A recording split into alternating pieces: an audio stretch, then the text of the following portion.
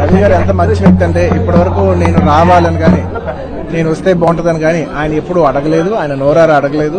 నేనే ఆయన చెప్పా, రవి నాకు ఇలా రావాలని అన్నా కూడా ఆయన వద్దు బ్రదర్ మీకు ఇబ్బంది అవుద్ది అని ఆయనగా అన్నా కూడా ఇది ప్యూర్లీ నా కాలే. ఆయన వద్దన్నా కూడా అసలు లేదు బ్రదర్ నాకు రావాలనుంది, నాకు మనస్ఫూర్తిగా రావాలనుంది. నా ఫ్రెండ్స్ అంటూ ఎవరైనా ఉంటే వాళ్ళు ఏ ఫీల్డ్లో ఉన్నా ఏ పార్టీలో ఉన్నా నాకు పార్టీకి సంబంధం లేకుండా నా మనసుకు నచ్చిన వాళ్ళు ఎవరైనా ఉంటే ఎవరు ఏ ఫీల్డ్ అయినా ఉంటే నేను వచ్చి వాళ్ళని సపోర్ట్ చేయాలనేది నాకు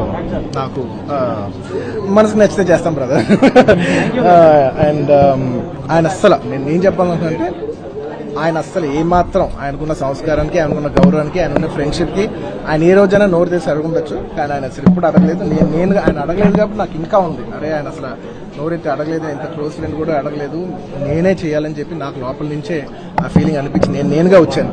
ఆయన కొంచెం అక్కర్లేదు బ్రదర్ మీరు ఇబ్బంది పడతారన్నా కూడా పర్లేదు రవి నేను వస్తానని, ఇది 100% నా కాల్తో నేనే ఆయన సపోర్ట్ చేద్దామని వచ్చాను. ఎందుకంటే ఈ 5 ఏళ్ళలో నేను మామూలుగా చాలా మంది చూస్తుంటాం కదా, 5 ఏళ్ళు మామూలుగా ఏదో ఫస్ట్ లో కొంచెం కనబడి ఏదో లాస్ట్ లో 1 సంవత్సరం లాస్ట్ గట్టిగా ఒక 6 నెలలో సంవత్సరం తిరుగుదామని ఒక మైండ్ సెట్ ఉన్న పీపుల్ ఉంటారు.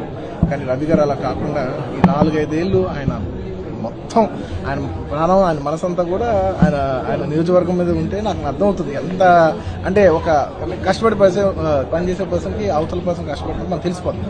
ఇంత సిన్సియర్గా చేసే మనిషికి 100% నేను నిజంగా నేను ఇంకెవరి గురించి నేను ఇంత గ్యారంటీగా చెప్పలేను. ఈ వ్యక్తి ఇంత కష్టపడ్డారు, నేను దగ్గర నుంచి కళ్ళారా చూశాను కాబట్టి నేను చెప్పగలుగుతున్నాను. అలాంటి మా రవి గారు ఇలాంటి ఎన్నెన్నో విజయాలు సాధించాలని మనస్ఫూర్తిగా కోరుకుంటూ రవి గారి కోసం వచ్చాను. I wish all the best Ravi.